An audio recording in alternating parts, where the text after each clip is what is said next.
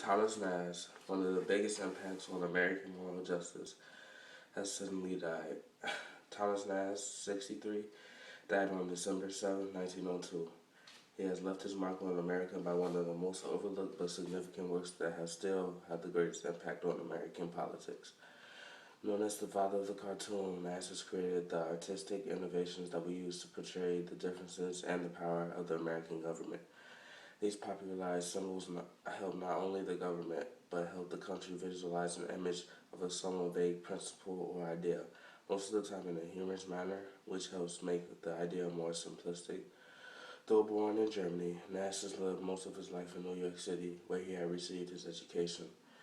He was not the most studious person at school, but he had a profound skill in drawing.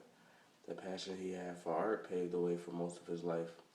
He had attended the school of the National Academy of Design, worked as a draftsman for Frank Leslie's illustrated newspaper, and worked as an artist at Harper's Weekly. These accomplishments led to his wide recognition as an artist and added on to prosperity for the rest of his career. His cartoons have helped make the realization and the gravity of specific issues become more real in the eyes of the government and the public. These issues consisted of racism, political machines, and racial segregation.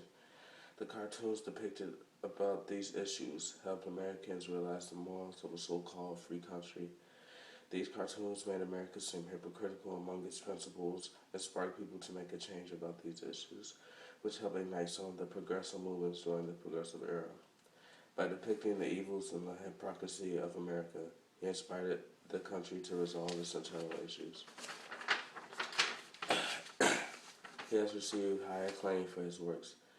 His most famous pieces of political art are the creation of the cartoons of the donkey and the elephant, representing the different political parties, Republican and Democratic.